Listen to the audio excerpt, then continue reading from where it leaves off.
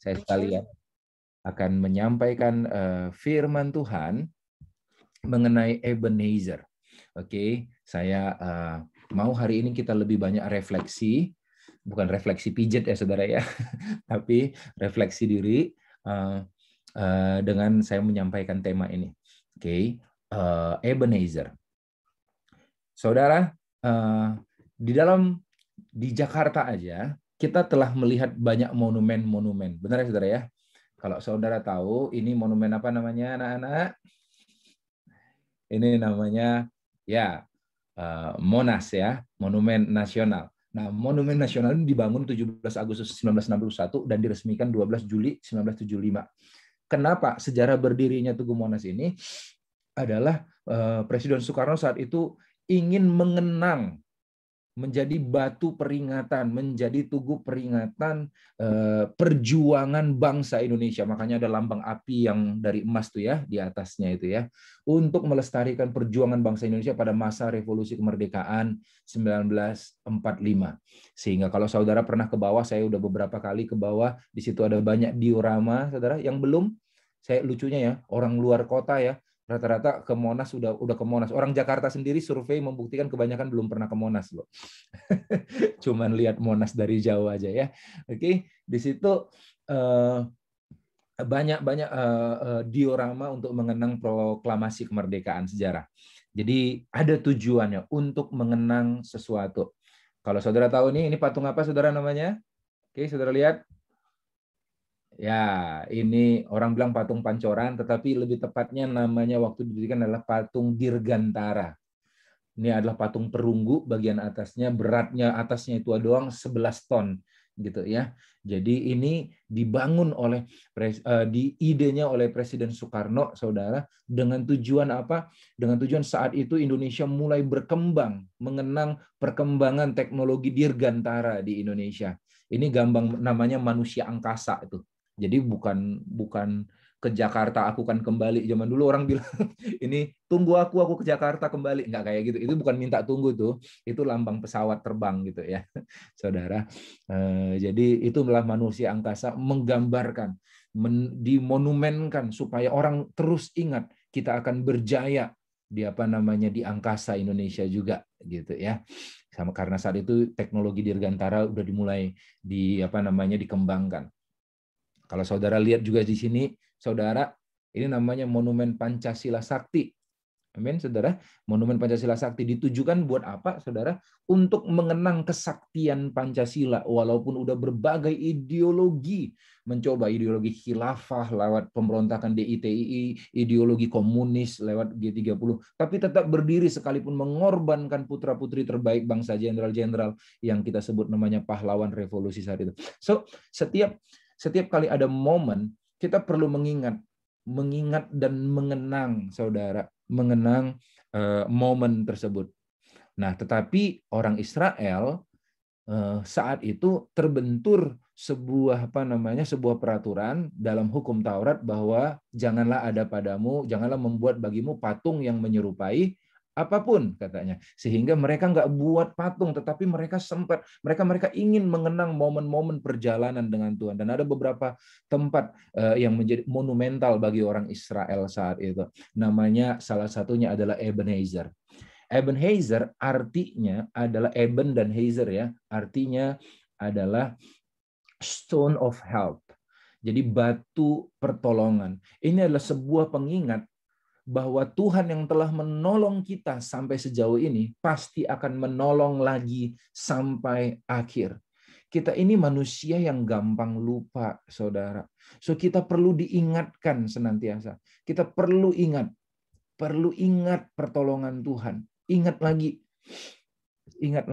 Jadi kita saat itu Samuel mendirikan. Ceritanya kira-kira seperti ini, saudara. Karena kita perlu Ebenezer, stone of help ya, batu perlindungan di dalam hidup kita untuk memperingati sejauh mana Tuhan telah menolong kita, supaya kita nggak gampang lupa. Kisahnya di dalam 1 Samuel 7 ayat 2-12. Jalan ceritanya kira-kira seperti ini. Jadi bangsa Israel saat itu menggunakan tabut Allah, adalah lambang kehadiran Allah ya, lambang kehadiran Allah. penuh kuasa, powerful banget. Tabut perjanjian Allah itu. Itu adalah sebuah kotak yang isinya disimpan 3 hal, yaitu loh batu yang isinya 10 perintah Allah, kemudian tongkat Musa yang pernah jadi berbunga, kemudian ketiga adalah sisa mana yang dulu mereka pernah makan mana, itu disimpan untuk kenang-kenangan, lalu dimasukin di kotak, lalu di kotak itu ada 2 kerub atau 2 malaikat menudungi, namanya tahta, namanya mercy seat, tahta kasih karunia, tutup perdamaian kalau kata orang lagi. Disitulah itu dibawa kemana-mana sebagai lambang kehadiran Tuhan.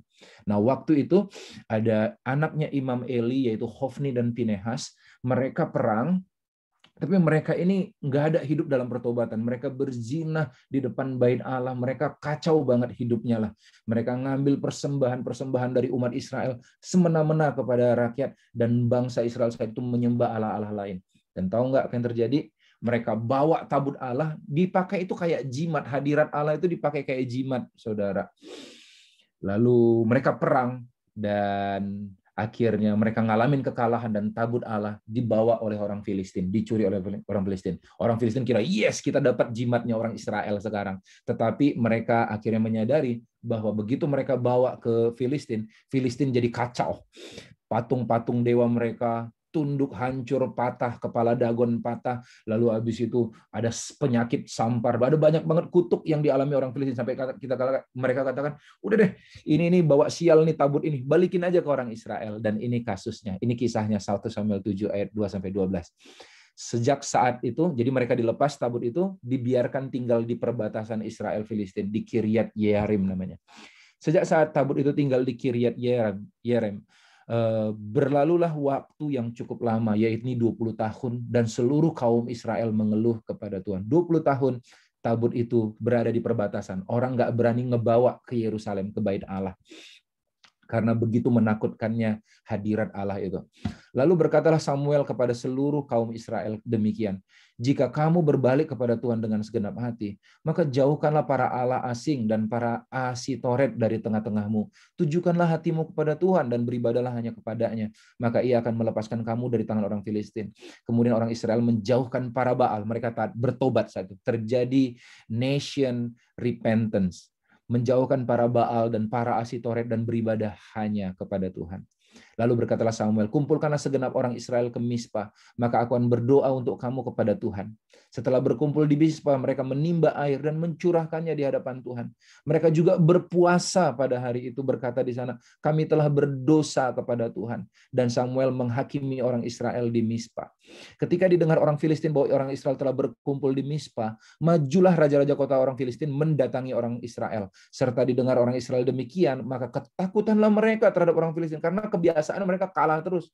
Saudara, sejak mereka nggak punya tabut Allah itu, mereka kalah terus.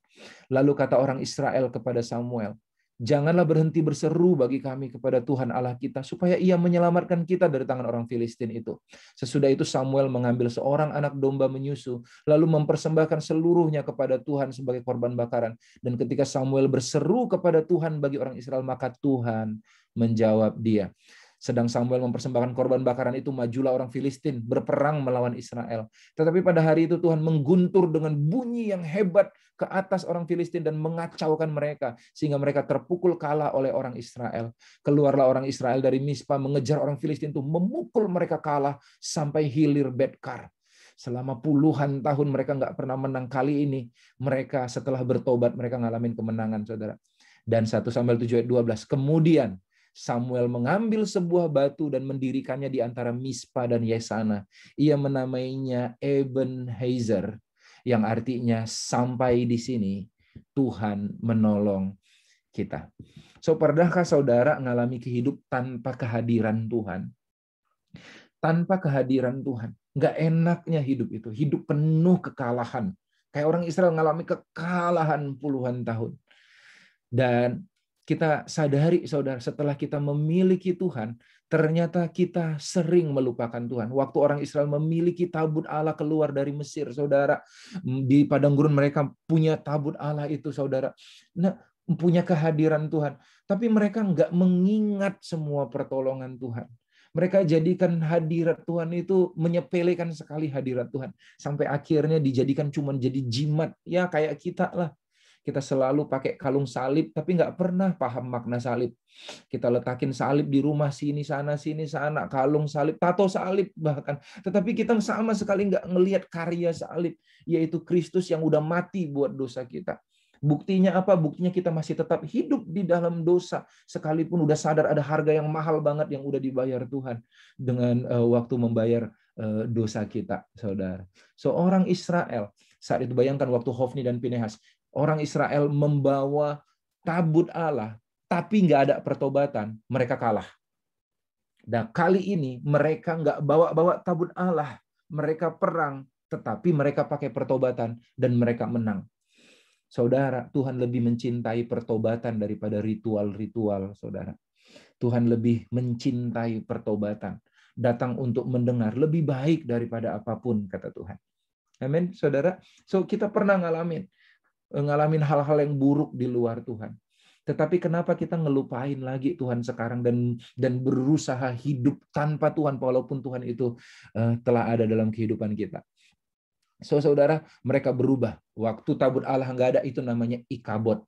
Seluruh orang Israel berkabung dan lahirlah seorang anak cucu dari Imam Eli dan mereka namanya Ikabod, beri nama Ikabod karena hilanglah tabut itu.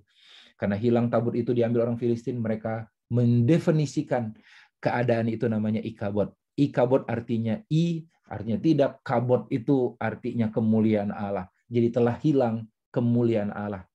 Tetapi waktu tabut Allah itu kembali, mereka sebut Ebenezer. Yaitu apa? Sampai di sini Tuhan telah menolong kita. Saudara, saya nggak tahu seberat apa kehidupan kita hari ini. Tapi saya mau kita ambil Ebenezer kita, yaitu batu monumen kita. Batu di mana kita bisa mengingat setiap kali melihat batu itu, atau setiap kali kita melihat mengingat momen itu, kita ingat pertolongan Tuhan. Kita ingat bagaimana Dia udah ngelepasin kita dari berbagai masalah. Dan dengan iman kita katakan, separah apapun kondisi pandemik sekarang, masalah ekonomi, kesehatan, atau apapun, separah apapun, Tuhan yang telah menolong saya sampai di sini akan menolong saya sampai akhirnya. Dia belum selesai dengan saya. Dia tidak menyerah dengan saya. Amin, saudara. Nah, ketika kamu berpikir untuk menyerah, pandang Ebenezermu. Ingat, pandang momen-momen di mana Tuhan pernah tolong engkau. Ingatlah, apa yang perlu kita ingat? Saya mencatat ada 3 hal yang perlu kita ingat sebagai Ebenezer-nya kita. Momen di mana tiap kali kita mengingat, kita nggak akan nyerah. Kita nggak akan nyerah. Pertama, ingat mengapa dulu kamu memulainya, saudara. Remember why you started.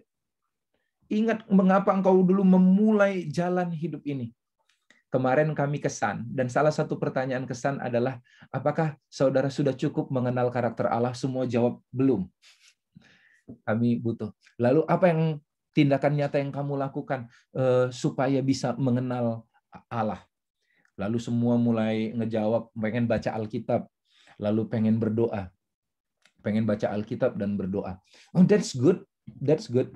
Tetapi tahukah saudara, mengenal Allah lebih dari hanya sekedar pengetahuan pikiran, pengetahuan tahu tentang sejarah, tentang daftar-daftar sifat-sifatnya Allah dan lain-lain sebagainya. Tetapi pengalaman, saya cerita sama mereka, saya satu lagi yang dibutuhkan untuk kita bisa mengalami Tuhan, untuk nggak pernah melupakan Tuhan, punya pengalaman dengan Tuhan. Apa itu? Yaitu dengan sengaja kita mentaati Tuhan sekalipun nggak nyaman. Ayat yang dipakai Pak Tony waktu khotbah itu Mazmur 23. Tuhan adalah gembalaku, takkan kekurangan aku. Kelihatannya keren banget, tapi tahu nggak saudara di manakah sejarah mencatat Daud menulis Mazmur 23 yang isinya padang rumput yang hijau, air yang tenang itu di padang gurun, saudara. Waktu dia lagi dikudeta oleh anaknya sendiri Absalom, dia serba salah kayak makan buah si malakama. Dia mau perangin anaknya, takut anaknya mati. Dia nggak mau bunuh anaknya karena dia masih punya banyak pengikut. Lalu dia mengalah, dia pergi turun dari tahta. Dia nggak pedulikan prestasinya, dia pergi turun, lalu tinggal di padang gurun, diludahi oleh orang, ditinggalkan orang-orang yang dulunya memuja-muja dia. Dan di tengah-tengah kondisi nggak enak itu dia menulis Mazmur 23. Tuhan adalah gembalaku, nggak akan kekurangan aku. Dia membaringkan aku di padang yang berumput hijau. Dia punya kisah itu. Saudara tahu nggak kenapa Daud mengalami itu, pengalaman Mazmur 23? Karena dia memilih untuk taat pada firman Tuhan. Untuk memilih untuk Tuhan, hanya Tuhanlah hartaku satu-satunya. Aku nggak mau mencoba saudara, meletakkan kebanggaanku atau prestasiku di tahta atau di kehormatan dan yang lain-lainnya. Di saat dia taat sama Tuhan, dia punya cerita. Seringkali kita banyak tahu tentang Tuhan, tapi nggak pernah ngalamin Tuhan. Karena mau gampang, bikin SIM nembak, ditilang nyogok, nggak punya masalah punya masalah keuangan ngutang. Saudara, kita ini manusia yang susah, saudara. Susah banget. Kenapa? Karena selagi ada alternatif selain Tuhan, kita cenderung pilih alternatif lain itu. Dibutuhkan kedewasaan untuk milih Tuhan sekalipun ada alternatif lain, saudara. So ingat dulu mengapa kamu memulai kehidupan kekristenan ini. Jangan nyerah, saudara. Ingat, jangan dulu kita waktu memulai kehidupan kekristenan ini, saudara, menyangkal diri dan memikul salib, tetap mengasihi, tetap memberi, tetap melayani Tuhan. Saudara, itu karena kita kagum kepada Kristus. Karena kita kagum kepada Kristus, kasih Kristus. Tetapi jangan engkau berhenti dan menyerah dan kehilangan kekaguman kepada Tuhan karena kecewa kepada manusia.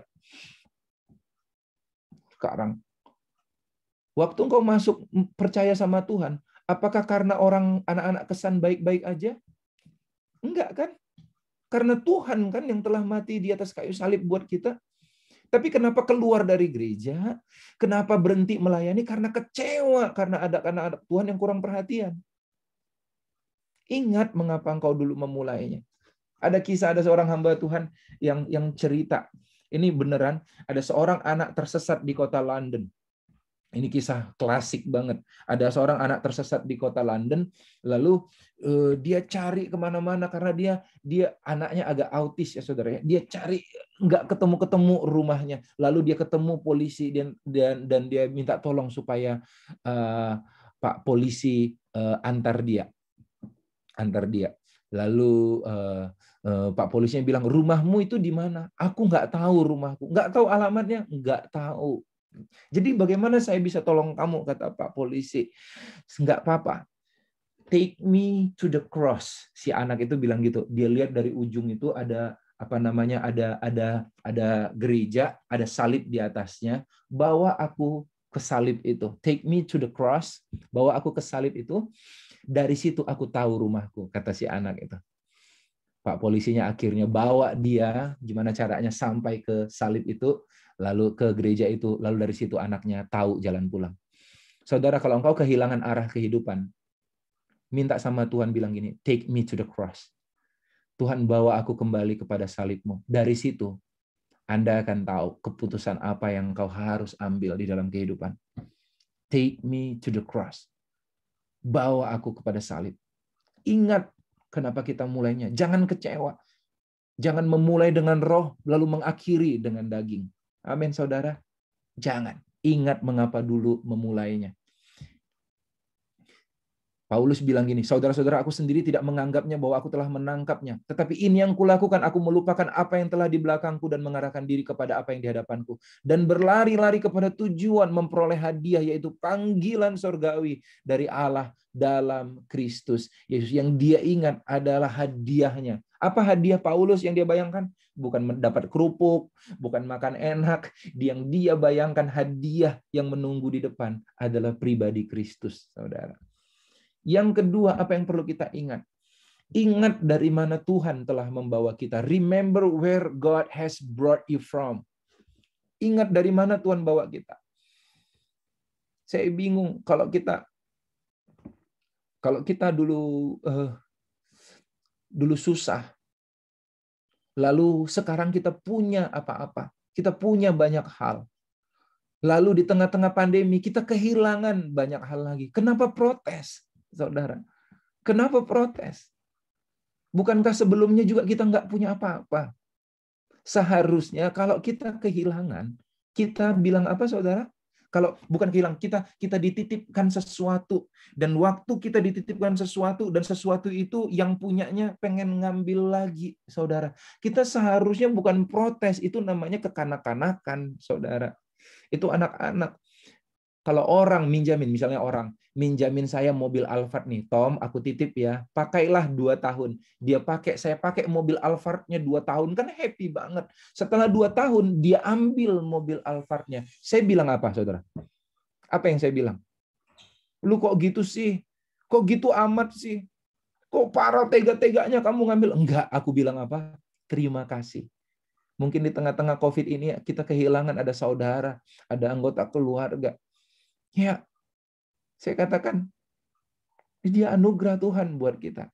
Kalau seandainya Tuhan ambil, kita bersyukur bahwa Tuhan pernah beri dia dalam kehidupan kita. Dan kalau seorang Tuhan mau panggil dia, maka apa yang kita katakan?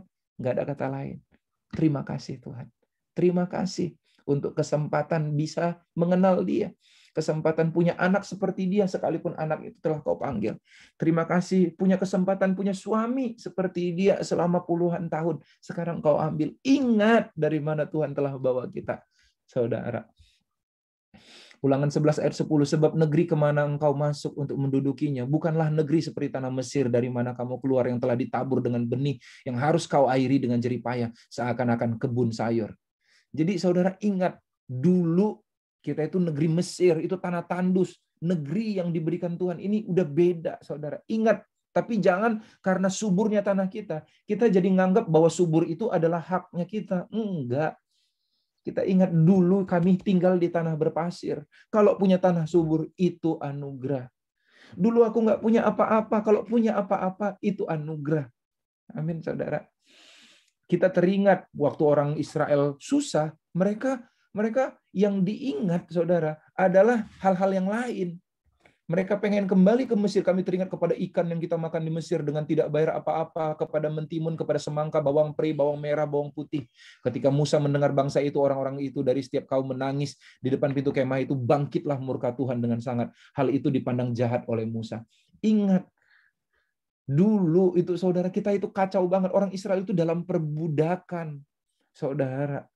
Tetapi mereka milih untuk lebih berada di perbudakan dibanding mereka menjadi orang yang merdeka, bisa menentukan jalan hidupnya sendiri bersama Tuhan. Seingat di masa lalu, jangan dikaburkan, saudara. Jangan dikaburkan. Amin. Yang ketiga, yang terakhir, mari kita ingat ikatan janji dengan Tuhan. Ikatan janjimu, ingat. Yang pertama, ingat. Ingat apa, saudara? Yang pertama masih ingat? Ingat apa saya katakan? Ingat mengapa dulu saudara memulai perjalanan rohani ini. Jangan nyerah. Yang kedua, ingat ikatan ingat dari mana Tuhan telah bawa engkau keluar. Yang ketiga, ingat ikatan janjimu dengan Tuhan. Remember your covenant with God. Tuhan itu setia sama janjinya. Jika busur itu ada di awan, kata Tuhan, waktu di zaman Nuh, saudara, setelah dia membinasakan dengan air bah, maka aku akan melihatnya, sehingga aku mengingat perjanjianku yang kekal antara Allah dan segala makhluk yang hidup, segala makhluk yang ada di bumi. Tuhan punya Ebenezer, yang namanya batu yang peringatan, momen peringatannya namanya adalah pelangi, saudara. Tiap kali dia melihatnya, dia ingat janji sama kita, sehingga dia berjanji untuk berikan kita hidup yang kekal. Dengarlah hai umatku, masalahnya kita kalau janji sama Tuhan, ingat nggak? Dengarlah hai umatku, aku hendak berfirman hai Israel, aku hendak bersaksi terhadap kamu, akulah Allah Allahmu. Bukan karena korban kesembelihanmu aku menghukum engkau. Bukan karena korban bakaranmu tetap ada di hadapanku. Tidak usah aku mengambil lembu dari rumahmu atau kambing jantan dari kandangmu. Sebab punyakulah segala binatang hutan dan beribu-ribu hewan di gunung. Tuhan bilang nggak perlu persembahanmu itu, aku nggak perlu sebenarnya. Aku kenal segala burung di udara. Apa yang bergerak di padang adalah dalam kuasaku. Jika aku lapar, nggak usah aku katakan kepadamu, sebab punyakulah dunia dan segala isinya. Daging lembu jantankah aku makan? Atau darah kambing jantankah aku minum? Persembahkanlah syukur sebagai korban kepada Allah dan bayarlah nazarmu kepada Yang Maha Tinggi. Ada dua yang Tuhan inginkan. Tuhan nggak pengen macam-macam. Pertama, persembahkan syukur. Ingat pertolongannya. Yang kedua, jangan lupa ingat bayar nazarmu. Apa nazar? Nazar artinya janji kita kepada Tuhan. Berapa kali kita komitmen, tiap kali dengar khotbah kita bikin janji di hadapan Tuhan. Altar call maju ke depan bikin janji di hadapan Tuhan. Bikin nazar, kalau aku udah lepas dari masalah ini, aku akan begini buat Tuhan. Kalau aku keluar dari masalah ini, aku akan begini buat Tuhan. Tapi kenyataan aku akan melayani Tuhan kalau seandainya aku lolos dari masalah ini. Betapa banyak janji-janji kita. Bayar nazarmu. Bayar nazarmu. Saudara, apa Ebenezermu? Mungkin kita perlu memiliki suatu tanda yang bisa dilihat dan dipegang untuk menjadi pengingat bagaimana Tuhan menolong kita. Kalau memang nggak ada, saudara, mungkin saudara bisa bikin tulisan. Di Medan saya ada momen Ebenezer saya, di mana saya bikin ukiran saudara, tulisan lukisan tulisan-tulisan di mana Tuhan telah saya bubuhkan di dinding, sampai sekarang masih ada di kamar lama saya di Medan, saudara. Tegakkan tanda itu biar semua orang juga bisa melihat kebesaran Tuhanmu. Apa momen-momen hidupmu? Saya ingat banyak banget Tuhan menolong saya. Saya ingat bagaimana Tuhan menolong saya, momen-momen saya nggak punya harapan. Kalau nggak masuk kuliah negeri, papa saya nggak akan nyekolahin saya. Saya ingat gimana Tuhan tolong bahkan berikan saya universitas negeri, bahkan diberikan yang terbaik saat itu saya masuk ITB saat itu. Itu anugerah banget, saya tahu. Saya ingat peristiwa hitung-hitungan. Ada momen saya catat, saya punya di belakang saya ini, saudara, saya punya agenda-agenda untuk mencatat peristiwa-peristiwa, momen-momen dengan Tuhan. Saya ingat peristiwa saya hitung-hitungan dengan Tuhan. Tuhan, Engkau kasih ini. Kalau Engkau kasih ini, aku akan berikan pujian buat Tuhan. Aku akan beri ini. Di situ Tuhan ingatkan, apakah aku nggak layak untuk terima pujianmu kalau aku nggak kasih lagi berkat ini? Aku ingat momen-momen di mana aku pengen menyerah melayani karena kerasnya hidup, karena kecewa sama Tuhan. Dan saat itu ada dua anak. Saudara udah dengar cerita saya semua ini. Khotbah-khotbah saya ada itu karena pengalaman-pengalaman dengan Tuhan. Di tengah saya mau menyerah, ada dua anak buta yang mengingatkan saya, jangan pernah menyerah. Tetap percaya sama Tuhan. Jangan manja dalam hidup. Saya ingat peristiwa waktu kelahiran anak saya, Sean. Saya di situ ngaku kayak orang yang paling beriman banget, semua iman-iman tergenapi, ternyata iman saya gagal. Dan apa yang saya iman, istri saya hampir operasi sesar saat itu, saudara, padahal saya sangat-sangat beriman gitu ya, supaya nggak sesar. Saat itu iman saya gagal, tetapi Tuhan dengan kemurahannya menolong sekali lagi. Kalau ditanya di saat iman kita gagal, kasih karunia-Nya cukup untuk mengangkat kita.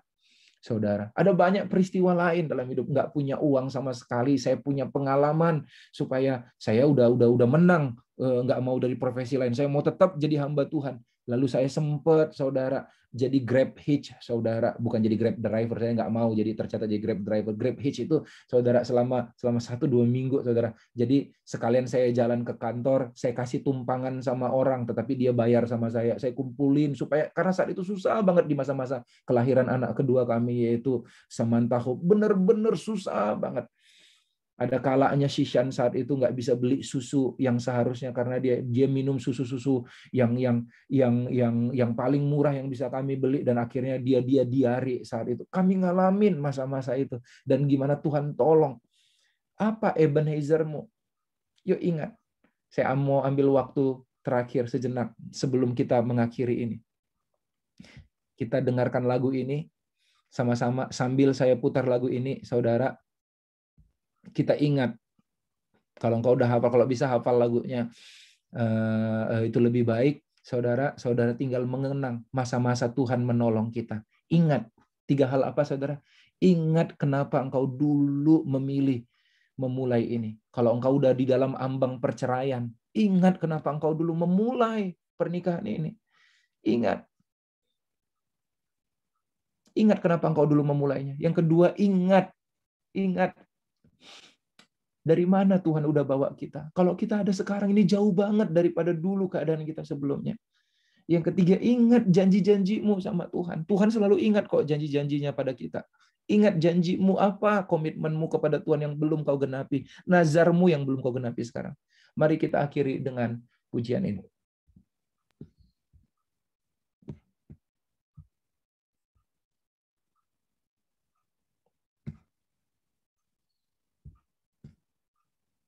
Bentar ya.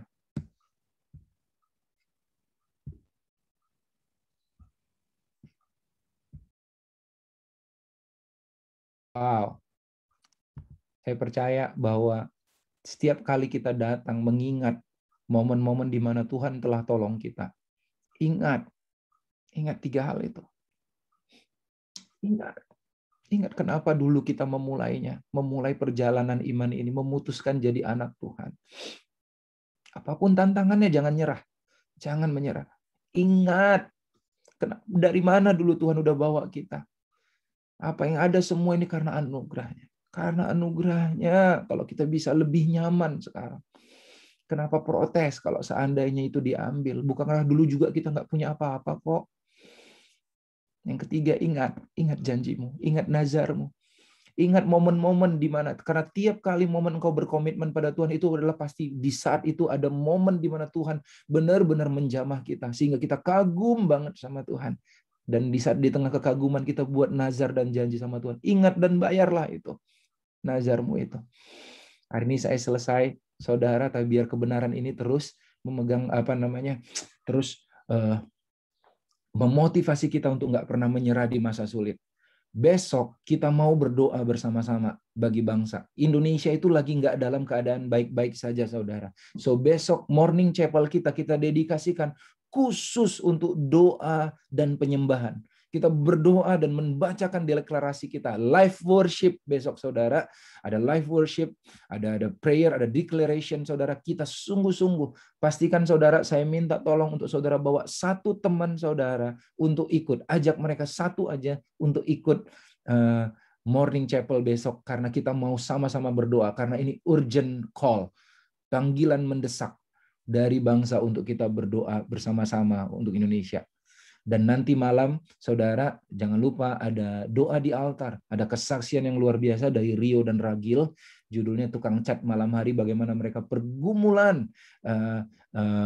hidup mereka, membawa mereka benar-benar keluar dari kenyamanan mereka. Tetapi kenyataannya sampai sekarang Tuhan tolong mereka, dan mereka ngalamin banyak banget kemenangan-kemenangan dan kesaksian hidup di tengah-tengah keberanian mereka untuk keluar dari zona nyamannya mereka. Saya selesai, mari kita berdoa. Bapa yang baik, terima kasih buat hari ini, hamba-Mu selesai menyampaikan firman, tetapi biar firman ini terus menginspirasi dan menggugah hati kami.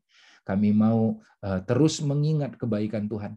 Biar Bapa Engkau ingatkan kami momen-momen pertolongan-Mu. Dan setiap kali kami mengingat momen itu, Ebenezer kami terus Bapa tanpa menyerah, pantang menyerah melakukan apa yang kami lakukan. Dan kalau kami sudah melakukan apa yang kami janjikan kepadamu, kami melakukan lebih lagi Tuhan. Mungkin kualitasnya tidak seperti semula di mana kami mengawali pelayanan kami kepada Tuhan. Tapi kami mau lebih lagi Tuhan sekarang Tuhan. Karena kami mengingat sudah begitu banyak yang Kau kerjakan dalam hidup kami. Di dalam nama Yesus Kristus jemaat dikasih Tuhan, diberkatilah Engkau hari ini. Dalam kehidupanmu, dalam keluargamu, dalam pekerjaanmu, dalam pelayananmu, apapun yang Kau usahakan dan pikirkan bagi nama Tuhan. Tuhan buat semuanya berhasil usahamu itu. Di dalam nama Bapa dan Putra dan Roh Kudus. Terimalah berkat ini. Haleluya. Amin. Amin. Thank you.